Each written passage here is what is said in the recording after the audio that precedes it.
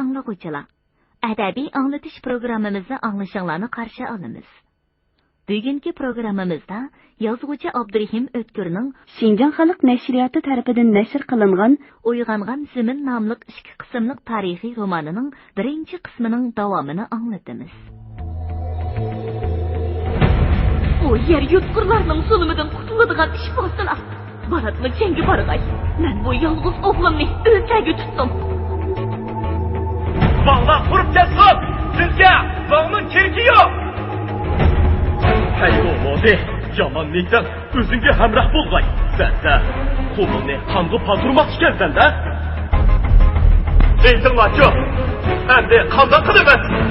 Bulanın kalı harvısı da toşkan tutulgalıkını unutup kaptı uğduğat. Tömer akamın kabrisine karabak bokken. O kabridin hilim o. Derya. Hasret, nadamet yaşları gitip duruptu. Yığıdın qeçip, yıkılıp ölgüce, meydanda geniş bölge yaxşı. Ben bir tamçı kıyım kağıç soğuşumen. Düşmenge en boluduğun hocun yap. Tixi anısının karnından gergi düşmedi.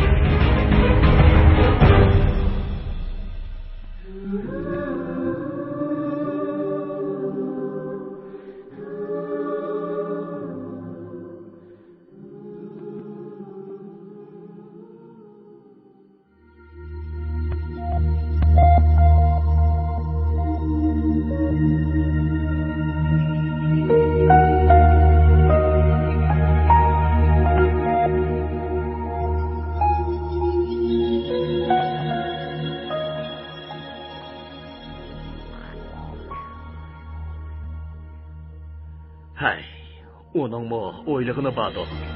Sizlerge şehre iliş bir eylettik o. Buna nemi yamını ba. Bir balası bulmasa, kuyruk turamdı taşta diyen gepte unutup kalması la. Ondak diyen bilen, o musulman emes bu. Boldu. Yağaç kazanda, birlik etim aç pişidi. Hem de onunla aldanmayımız. Doğru. Onun kelişini saklap durmay. Tan sahir bilen la, moriği tegiş gerek. Hacı qo'shumisini turgan beti soqolini o'ynab jim o'ltirdi. Qosim apandi hojidan ko'zini uzmay o'ltirib, ha deb barmoqlarini qarsildi tapdi. Qani hajaka, o'zbiri bir nima desizlar. Hacı oram turgandek birdilla qaynab ketdi. Uning ovozi goh bo'randek gurkiraydi, goh xirqirab bo'g'ilib chiqadi. Biz mollu bozaymedik. Ulumadığa ani bolayım geli. Mori bilen gucunu ilip, yolu iç begüne kehe. Onun koskıda neni hesap sokuvatkanını kim bilmeydi. Mamayının közü gozıda, çaşkanın közü kozuda der. Onun maksidi, Mori bilen gucundaki koral yarakı igi buluş. Bolma size, bizgi şehir iliş biremde o şeytan. Biz tizimizce kan keçip ken kılıp yürgünümüzde. O nerede kapken? Ha? Endize, teyyarga hayır bulmakçı mı? Kızıgan tonurga, teyyar nanne patmı xotunmu yakalaydı. Kenskilivesin. Men onu çıllap çıkmadım. Çaşgah bilen, moriği tigiş kılımız. Biz kolumuzga xeyni yıkım almadık. Toğra itida!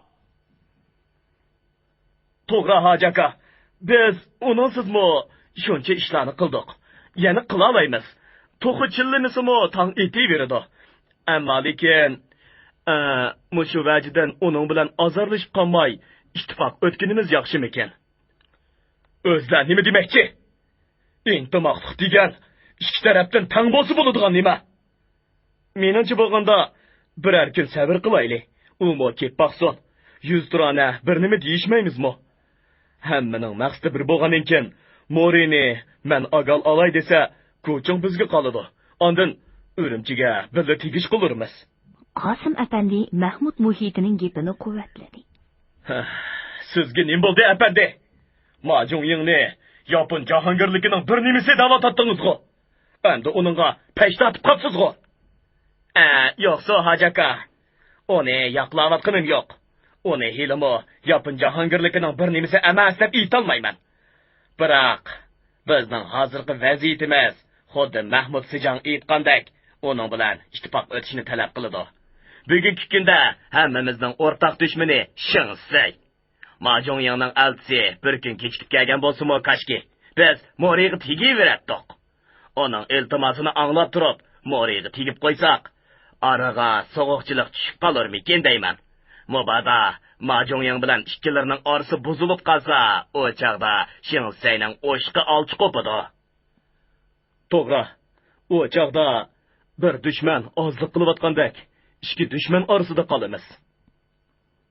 Mahmud muhiti bilan Qosim apandining gaplari ta'sir qildi bo'lg'ay, hojimu boshqalarmu jimjit bo'lib qoldi va oxir uni deb, buni deb Majongyangni kutib turish qaroriga kelishdi. Aradan bir kun o'tib, kun qayrilgan chaqda Majongyang qo'shinlari yetib keldi. Bu endi 1,5 yil burun Qumulda hojilar ko'rgan yiliqi terilma qo'shin emas edi. Piyodalari sanba yoki yaponka deb atiladigan yangi tipdagi uzun miltiq, qo'l bomba, yenik qilishlar bilan, otliqlari qisqa dash atar, yuzigan qilishlar bilan qurollanib, mashrang raqibdan bir xilda harbiy forma kiygan. Pachoqlarga bir xilda go'ja yo'kab, o'q potillarini liq to'ldirib mursiga asqan bu qo'shin to'limi muntizim va jangovar ko'rinadi. Bo'libmi, quyrug'i kesik, yoli qirqilgan otlarning iqi oq, qorisi qora, to'riq jadisi jada bo'yicha o'z rangi bilan xillanib, to'plarga bo'lingandiki.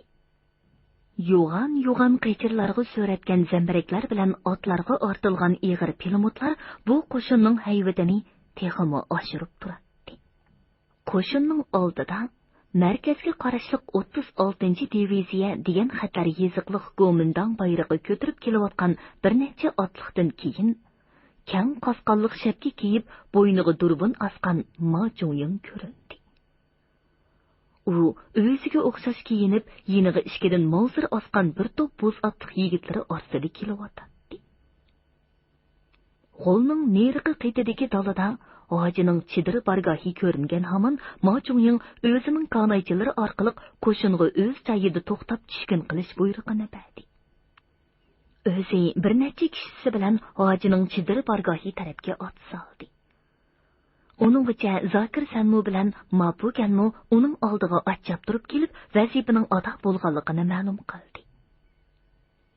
Mahmud muhiti boshliq kishilarning salo sulhisi bilan hojimu birar 100 qadam oldiga berib, uni qarshi oldi.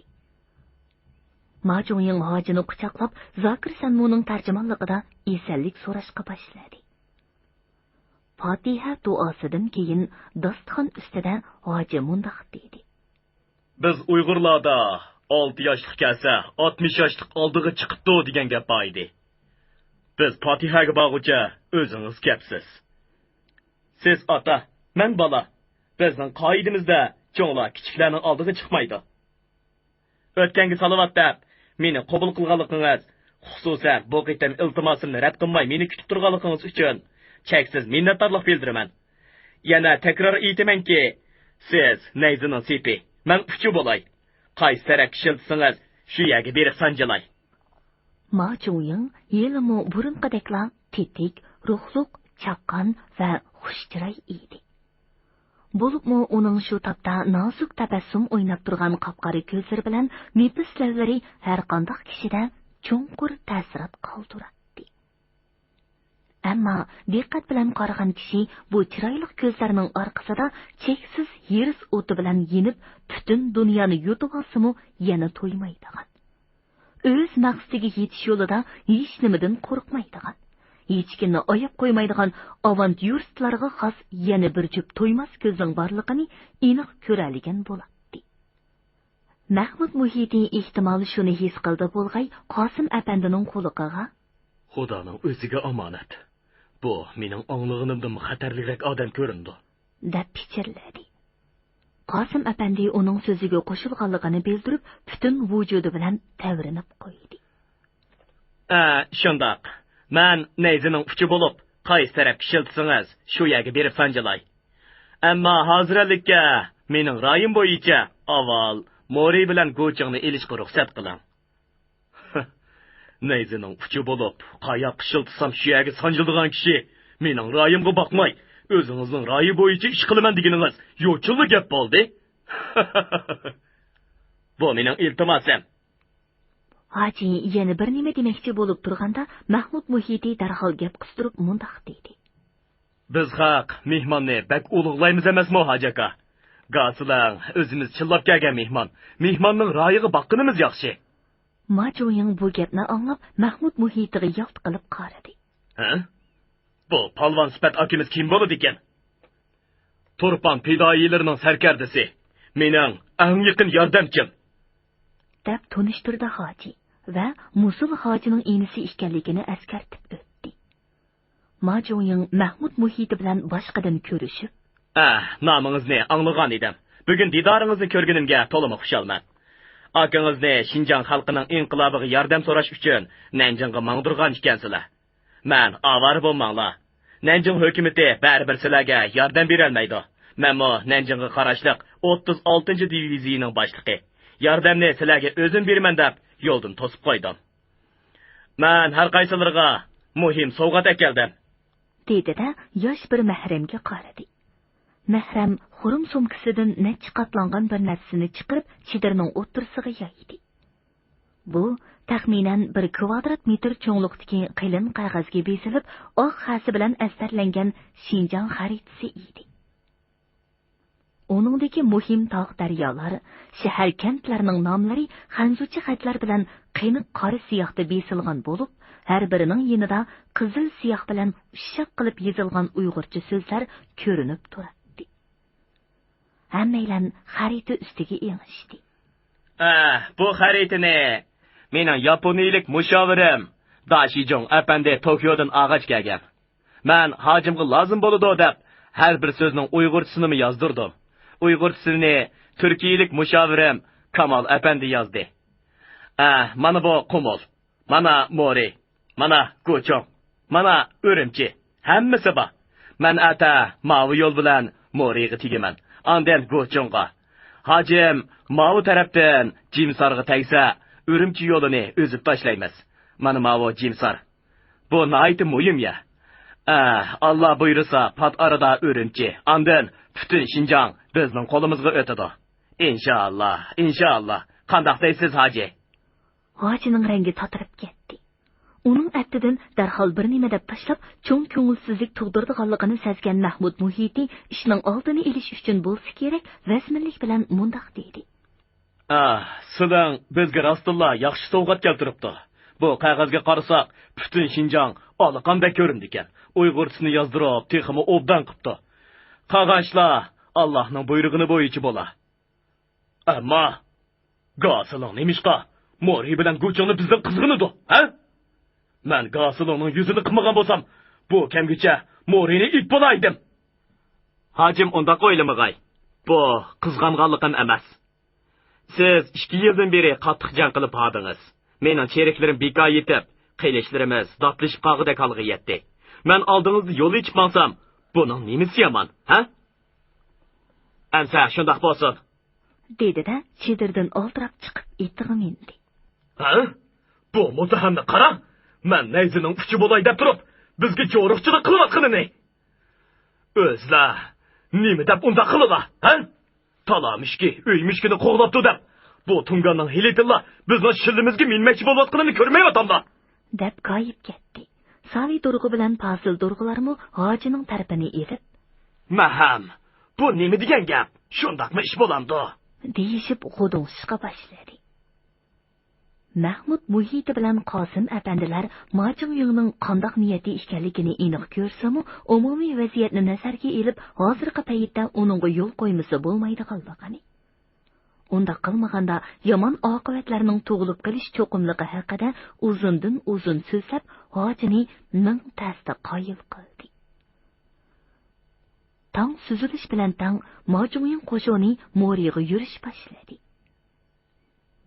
U shaharni 2 soat ichida ishg'ol qilib, nurg'un g'animatlar bilan birga bir muncha cheriklarni asir ilib, o'z sepiga qo'shib oldi va atsi Gochong tarafga oldirash yurib ketdi. Shu kuni Hojimu nihoyatda xafa holda qo'shinni tog' yo'li bilan Jimsar tarafga boshlab mangdi. Cimsar mudofiasidagi cheriklar qo'zg'alonchi qo'shinning shiddatli hujumiga bir kunni bardoshlik berolmadi. Gugum tushay deb qolganda sepil darvozalari ustida oq bayroq ko'tarildi. Orqadan kun petish tarafdagi darvoza yo'g'on echilib, qo'llariga patnus ko'targan 3 cherik chiqib keldi. Ko'rinishidan uchilisi ofitser bo'lib, o'ttirsidikining patnusida shahar darvozalarining ochiqishlari. Qolgan ikkisining qo'lidagi patnusda zig'cha oltinlar bilan tilla tengilar turardi. Darvozadan 200 qadamcha yerda qurolliq yigitlar ularni orig'i elib, shu yerga yaqin qor yog'ochliqqa tikilgan shtab chedirga boshlab kirdi. Hoji boshliq cho'nglarning bir qismi mum shamlar bilan yo'rtilgan shu chedirga yig'ilgan edi. Cheriklar akalgan narsalarni yerga qo'yib, ta'zim bajo keltirdi va ulardan biri yarim yarti uyg'urcha so'zlab, Jimsar cheriklarining shartsiz taslim bo'lganligini. Qurol yaroqlarni bo'lsa, atiganda topshirmoqchi ekanligini aytdi. Boshliqlar kim? Malijan. El bo'lgan odam o'zi nimishqa kelmaydi. Ata miltiq o'qlarni o'zim beraman deydi. Nimishqa ata? Bugun qorong'u, kech bo'ldi deydi. Sizlar nima odam? Men turpalliq. Dedi yilqi cherik. Ondan yeshi cho'ng'aq birini Malujangning Sanmujangi, yana birini Tuanjang deb tunishtirdi. Haji kech kirib qolganligini nazarda tutib, qurol yaroqlarni ati topshirib olishga rozi bo'ldi. Mahmud muhiti bilan Qosim apandimu hojining fikriga qo'shildi. Sali durg'u boshliq bir nechayilan kech bo'lsa bo'lavermamdi. Temirni qiziqida so'qqinimiz yaxshi deb hozirli shaharga kirishni talab qildi. Biroq hoji o'lalmila yerim kechida naga qishib ketadi. Uning ustiga yigitlar to'xtamay yo'l yurib, kun bo'yi jang qilib hardi. Sepil atrofiga qorovul qo'yib qo'ysak bo'la. deb turdi va Sanmujang degani bilan Tuanjang deganini tutib qilib, yiliqi uyg'urcha biladigan cherikning o'zini yolg'iz qo'yib berdi. Oysiz kecha nihoyat tinch o'tmaydi. Sepilning ichidan hech qanday un tovush anglanmaydi. 3-chi to'qug'icha otdan tushmay Sepil atrofini chorlab yurgan 6 yigitning ba'zilari asnashga boshladi. Ulardan biri o'likda uxlab yotgan cheriklarni biz saqlamasak, o'g'ri ilib qocharmadi. Birdam aram olayli-ya, dedi. Qolganlarmi aram turgandek bu fikrga qo'shilib, otlarning chulburlarini tutgan beti qor yog'ochlarining tuviga qiysaydi va kechining jimjitligida birdan, ikkidan asta uyquga ketishdi. Tong bilan tong orqa-orqadan uyg'onib otlarga minishdi. Shahar yanada tep-tinch edi. Kun naysi bo'yi ko'tarilganda, yuzlik yigit Mirul Marganning boshchiligida qurol yaroqlarni o'tkazib olish uchun kun petish tarafdagi darvozadan Sepil ichiga kirib ketdi va birdan-bala otlarini choptirib oldirash qaytib chiqdi. Majumyangning odamlari kechisi kelib, butun qurol yaroqlarni yig'ishtirib ketibdimish. Hoji boshliq hamma cho'nglar qilishlarini yalang'ochlagan 500 lik yigit bilan Sepilning ichiga ot choptirib kirdi. Darvaqa ko'cha va meshq maydonida rangi-ro'yi totirib ketgan qurolsiz cheriklar qatoriga tizilib shumsiyib turardi. Yigitlar buyruq bo'yicha gazarma, omborlarni oqtirishga kirishdi. Shtab darvozasi oldida bir necha qurolsiz kishi boshlarini aytgan holda hojilarni kutib oldi. Yiliqi uyg'urcha biladigan turpalliq cherikmi shularning orsida edi. Malijan degan nomodi qani? Turpalliq cherik yenida turgan egiz bo'yliq, tas chiroy odamni ko'rsatib, "Mushu odam shu" dedi. Malijan hojiga darhol egilib ta'zim qildi. "So'ra bu nomodidan bizga topshirdigan qurol yaroqlar qani?" Malijan yerim kechidan oshganda Majumyangning kishilari kelib, qurol yaroqlar bilan o'q to'rilarning hammasini to'galarga ortib aketganligini. Ularning boshlig'i Yang Tuanjang degan kishining Majumyang nomidan hujjat yozib berganligini aytib, yonchuqidan tujangsi besilgan bir parcha qog'ozni chiqardi. Ma'lum bo'ldiki, jami 1500 tal miltiq, 200 sanduq o'q akitilgan edi. Hammasini aketdim o. Hammasini bizda bir talma qo'ral qolmadi. Hoji ochig'iga paylamay Ma'luyjonni qamchilab tashladi. Qisqa sapliq Mo'ng'ul qamchisi uning bosh ko'zini qonitibdi. Uningga Jamirul Margan ochib turib kelib, hech yerdan qo'ral tepilmaganligini ma'lum qildi. Hoji Ma'luyjonga yana varqiradi. Hey! Sen kimga el bo'lgan? Sizga! Qoralni kimga berishing kerak? Sizga! Endi nima deysan? Shu ilojim bo'lmadi. Rostini ayt. Majungying bilan oranglarda nima o'yin bor? Ma'luyjon javob bermadi. Hoji tekrar so'radi. Ma'luyjon hech nima demay bezirib turaverdi. Hoji toqatsizlanib, "Undaq bo'lsa, o'z gunohing o'zingga", dedi-da, uni shu yerda etib tashlab, etining beshini bo'ldi. Yigitlarning nurg'un qonlari badaliga g'animat elingan qurol yaroqlarning zodi qandoq qilib Majungyingning qo'liga tushib ketganligining sirimi Ma'luyjon bilan birga yerga ko'milib ketdi. Yigitlar ochchig'ini qurolsiz cheriklardan olmoqchi bo'lgandek, ularning beshida qilich o'ynatishga boshlaganda Mahmud muhitining "To'xta, yiqilganni tepmak yo'q. Hammin qaytish" degan g'azablik ovozi anglandi.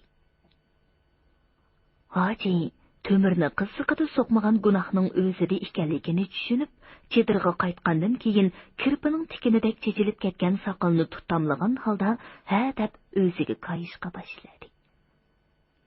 Mirul Marganni tunugun kechidagi qorovullikda bexudlik qilganligi uchun jazoga hukm qilingan 6 yigitning qo'llarini yashtirib o'tishga buyurdi. Mahmud muhiti bilan Qosim apandi bo'lsa, oqshom Sali dorg'alarning gapiga quloq solmaganligi uchun qattiq xijolatchilikda yerga kirib ketgudek bo'lib, Sali dorg'alardan bir-birlab kechirim so'radi. Sali dorg'a: "Har nim bo'lsa, amgikimiz zoyi ketmadi. Quruq bo'lsa-mu, bir shaharga ega bo'ldik" deb kinoyi bilan kulib qo'ydi. Qosim apandi: "Hay, su uxlasa uxla, dushman uxlamas. Daryo bo'yida 10 yil yashsangmi, timsoh bilan do'st bo'la olmaysan" degan maqollarni anglagan edim. Bugun bu ishlarni o'z ko'zim bilan ko'rdim.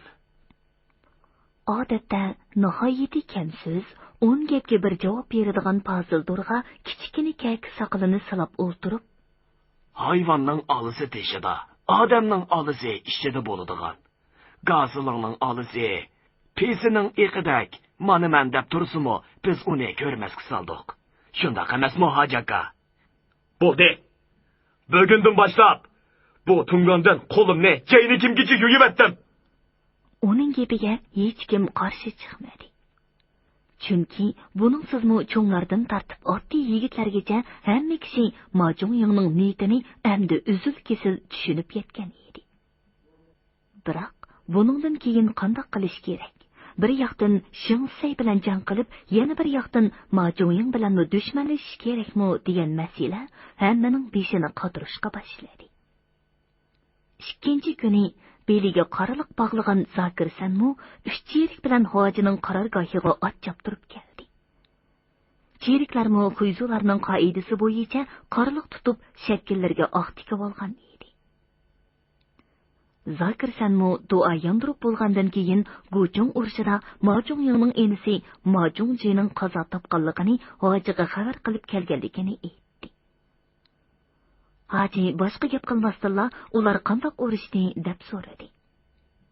Zokir Sanmu jangning nihoyatda qattiq bo'lganligini, jang toza qizib ketganda Majungyingning enisi Majungjining bir to'p kishi bilan qilishni og'ziga tishlab olib, ikki qo'lidagi pichoq bilan sepilg'i yomishib chiqayotganda o'q tegib o'lganligini osta hikoya qilib berdi. "Hozir butun qo'shin qarliq tutmoqda." Hoji 20 yoshlar chamisidagi bu inchga, egiz bo'yliq, chiroyli yigitni ko'z oldiga keltirib, "O'g'il bola ekan. Shaharni oldinglarmi? Ko'p chiqimlar badaliga oldik" dedi Zokir Sanmu. Ondan Guchung cheriklaridan bir necha ming kishi bilan ularning bosh qo'mondoni Li Xayruning asriga tushganligini, 5000 taldan ortiq miltiq, 10 necha zambarak, 50 ga yaqin ig'ir yenik pelamot, son sanoqsiz o'q-dori g'animat elinganligini qizg'in so'zlab berdi. Undaq bo'lsa, Gasilonga berib ayting. Jimsardan o'g'irlab ketgan qoral yaroqlarni qaytirib bergay. Bu ishdan xabarim yo'qkan. Nemish xabaring yo'q? Sen uning sanmosi emasmiding? Men faqat musibat xabarini yetkazishga keldim. Gasilon janoblari bu dunyolikda ikkala qarindosh edik. Endi tikandek yolg'iz qoldim. Hoji otamga xabar qil. O kishi menga ot yo'lliq odam deb meni avatdi. Ot yo'lliqmish dexe. Hoji aka, musibat emasmi? Musulmonlar musibat kunlari adovat tutmaydi. Xolis Qur'on o'qib qaytsak savobi bo'ladi. Ondan mushu bahonada heliqi Qur'onlar to'g'riliq, yuzma-yuz gap qilishga bo'lar deyman. Mahmud Muhitining so'zlari ta'sir qildi cheg'i, hoji o'lim patisiga berishga rozi bo'lib, bir to'p kishi bilan yo'lga chiqdi. Mehmonlar targa cho'milgan otlarni shtab ho'ydisida qoldirib, Zakir Sanmoning yo'l boshlashi bilan kang mehmonxonaning ishigiga kelganda, Majungying ularni ko'z yoshlari bilan kutib oldi. Hojimu xuddi orada hech qanday ish bo'lmagandek uning bilan ko'rishdi. Majungyingga hamroh bo'lib hozir ichib turganlar orasida kichkina qisqa burdining tangdan to'lisi oqarib ketgan egiz bo'yliq, qongsharliq va qatmal kelgan bir odam hojiga salom berib, "Xush keldingiz, hoji apandim." Bu Majungyingning polkovnik darajalik mushaviri, turkiyalik harbiy mutaxassis Kamal Qosim edi.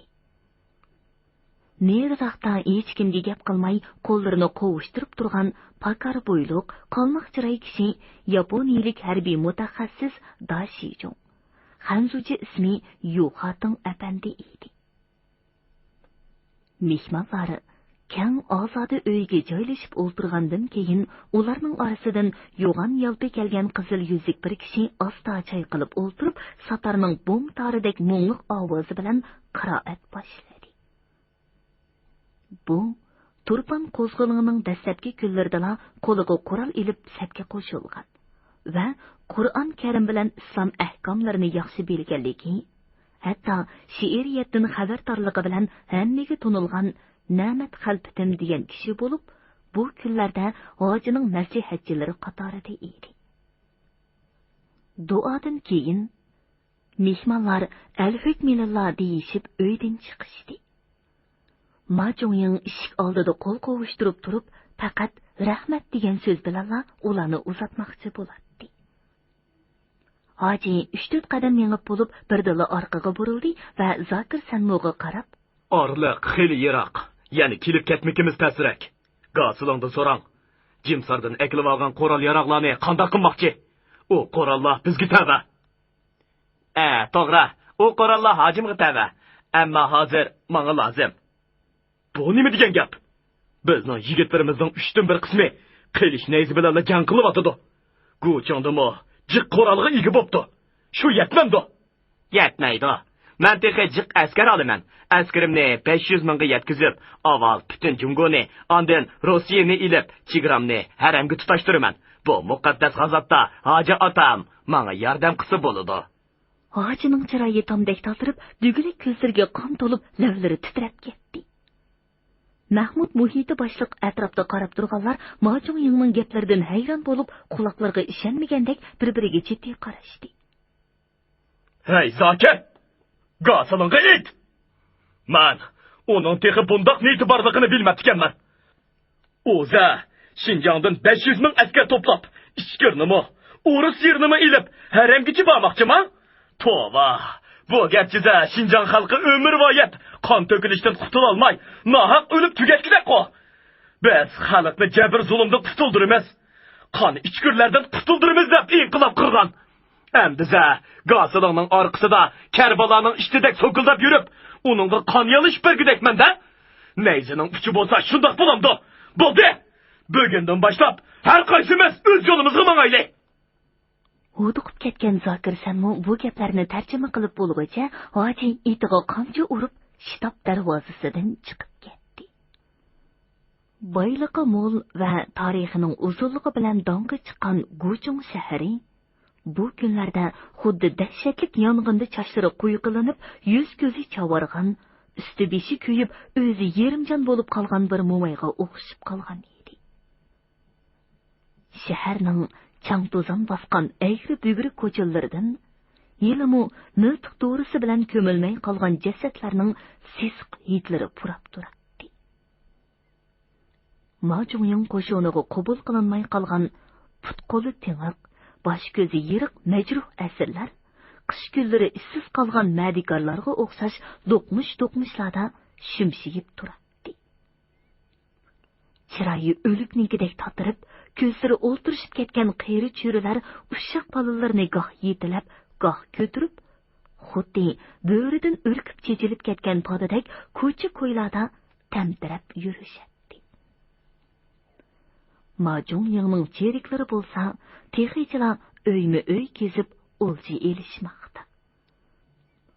Ulardan 10 shaharning janub darvozasi oldida oxirgi o'lchilarni bo'lisholmay janjallashib turganda, boyraqdalar Jimsar tarafdan kelib, otlarining tarini quritmasdan shahardan oldirash chiqqan peti, yana Jimsarga qaytib ketayotgan otliqlarni ko'rib, ularga ajablanib qarab qolishdi. Burun Qumulda hojini ko'rgan ikki qiyri cherik Uni bu otliqlar orasida ko'zlaridan o't chaqnayotgan holatni ko'rib, qandoqdir bir yomonlikning shapsini sezgandek bir-biriga andishalik qarashib qo'ydi. Hojilar Jimsarga qaytib kelib, shu ketsalar butun qo'shinga jangovar tayyorlikda turish buyrug'i berildi. Chunki Mahmud muhiti boshliq cho'nglar endi Ma Zhongyong hojining boyiqi gaplariga chiday olmay bir ish tug'dirib qo'yarmikin deb o'ylaydi. Hojining o'zimi bo'lg'iliq bo'ldi. Beshimga nima kelsa shuni ko'raman, deb to'qimni qarniga olgan edi. Biroq endi qanday qilish kerak degan masalaga hech kimning ko'nglida texi tayyor javob yo'q edi. Shunga atsi atiganda choy vaqtida mushu to'g'riliq kengash o'tkazilmoqchi bo'lib turganda, Namat Xalpat Mahmud muhitining qo'lqiga bir nima deb pichirladi. Mahmud muhiti yaxshi gap ekan dedi-da, Namat Xalpatning Ma Zhongyong to'g'risida bir nazm yozganligini e'lon qilib, uni o'qib berishga taklif qildi. Namat Xalpat yonchuqidan bir parcha qog'ozni chiqarib, o'zining bo'yiga yarashgan bo'm ovozda har bir so'zni dona qilib shundoq hayajonliq o'qishga boshladi-ki, chedirning ichi chunqur sukunatga cho'mib ketdi. Ya egam Allah degan radif g'azal shaklida yozilgan bu she'r mundoq edi. To'li g'ofil ishkanmiz hay. Buni bilmabdimiz ya egam Allah. Qo'tanga bo'rini keldib, xato chillabdimiz ya egam Allah. Musulmon desa bu shayton kalomini bilib haqrost. Duo takbir bilan boshda uni yotlabdimiz ya egam Allah. Ishongan tog'da yotmaydi kiyikdab bir maqol tursa. Otalar so'zga chindil amal qilmabdimiz ya egam Allah. Tili shakar, dili zahar ichgan hay, biz tushunmasdin. Ajab oson qerindoshtab umid bog'labdimiz ya egam Allah. U makkor har qadamda hisoblab qum sanab yursa. Gödekdek gol bulup biz hey, taş sanabdimiz ya egam Allah. Bugün uxsaq texi bizni, cehennem sarı başlarmış. İçip kengri koyunni, biz yılan asrabdimiz ya egam Allah. Onun batıl hiyalice buyarmış kanğı dünyani. Bunun dek zor günah bulmaz, hata çağlabdimiz ya egam Allah. Atanga bermigin, bilgen yolunu der idi dana. Nadamet otuda, əfsus, ciger dağlaptımız ya egam Allah. Gihi tulparmu, tüz yolda müdürlüp ketido deydu. Sıratı müstakim bergin, hata oylaptımız ya egam Allah. Kemi nəhmet yizip əşar, suhandallık kılıp koydu. Keçir geymini dost yarla, burun bilmabdimiz, yo egam Allah. Bu she'r so'rimdagilarga shundoq ta'sir qildiki, Namat Xalpat tugidi demiguncha ular she'rning o'qilib bo'lganiga ishonmagandek ko'zlarini yo'g'on etishib jim o'ltirdi. Birdala hojining ovozi anglandi. Yana o'qing ukam. She'r ikkinchi qitim o'qilib bo'lgandan keyin hoji mundaq dedi. Ho'shara ukam, ho'shara. Bu nazmiga mening ko'nglimdagi hamma gaplarni pitibsiz. Yuragimni mushukdek tatılab, ağzıdek içtiriyotgan hasrat nadomatlarimning hammasini aytibsiz. Men bu gaplarni hargiz munchalik aytolmas edim. Xo'sh, endi qanday qilamiz og'aylar? Gap qilinglar. Gazilin degan lomodining qo'ypaylini ko'rdinglar. Niyatini angladinglar. Uning oldidan pashqiqi chiqqanim xato bo'ldimi yo? Nemish xato bo'lg'idak. Ayrılğınımız ayrılgan. Hilimo, biz qolidek sabrlik, qo'ydak yavaş, kichik boladak gol haqkanmiz. Hammaga chidab keldik. Xayr, endi bu gapni qo'yib, bundan keyin nagi berib, nada turishimizni o'ylash ko'raylik. Sali Durg'a xuddi gapni boshlab bergandek, uning so'zidan keyin hammaning og'zi ichilib ketdi. Ba'zilar Mo'jongga qaramay Urumchiga tegish qilishni tashabbus qildi. Ba'zilar Go'ching bilan Jimsardagi qoral yaroqlar Mo'jongning qo'liga tushib ketdi. Odamlarimiz kundan kunga ko'payib, qoral yaroqdan qisilayotgan sharoitda Urumchiga takkili bo'lmaydi. Turpan orqali old shahar tarafga o'tib kelsak, texim nurg'un xalq bizga qo'shiladi. Ishni shu yerdan boshlash kerak. degan fikrni o'tirg'i qo'ydi. Hatto ba'zilar Mo'jongga elchi avatib, heliqi qoral yaroqlarni qattiq talab qilish, bo'lmasa uni bilan so'qishib kelish lozim degan gaplarni aytdi. Hoji shuninggacha oshkora bir nima demay, Qosim apandi bilan pichirlashib o'tirgan Mahmud Muhitiga qaradi. Mahmud Muhiti yuqoridagi fikrlarning hech qaysisiga qo'shilmaydiganligini aytib, agar hoji loyiq topsa, hozircha musha atrofda ma'lum zamon turib turishni tashabbus qildi. Men shunday o'ylayman. Hozir yer jahon obdalli illab, tog' qirlar ko'kirib qoldi. Biz mush yerda turib, Mo'jongning tomosasini ko'rib boqaylik. Qani u lomodi o'zi yolg'iz Shingdoban bilan qanday so'qishdi ekan? Mubodo bizga mush otadigan bo'lsa, shu vaqtda ko'ramiz. O'lgisi kelgan bo'lsa, taqi chiqsin. Beli qisi, yilqiga yayloq, qoplonga tog' yaxshi.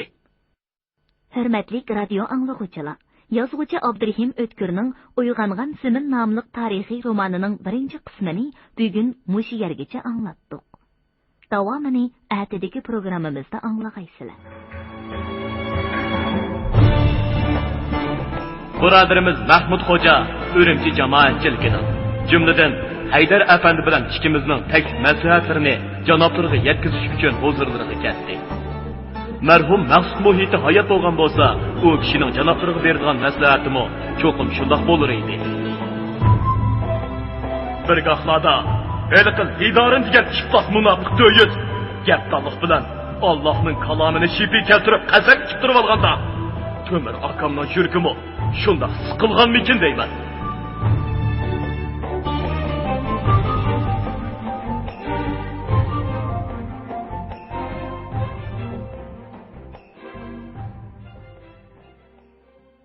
Bugungi programmamizning diktorlari Dilnigar Hasan, Solihjon Ro'zahoji, Mahira Abdurashid, ovoz texniklar Po'lat Tursun, Tohir Yasin, mas'ul muharrir Ilhom Mahmud, Abdurasul Abdurahim, bosh nazoratchi Gulbahor G'ofur. Bugungi adabiy anglatish programmamiz mush yerda oxirlashdi. Atidagi programmamizni ko'rishgacha omon bo'lg'aysizlar. Xayr xo'sh.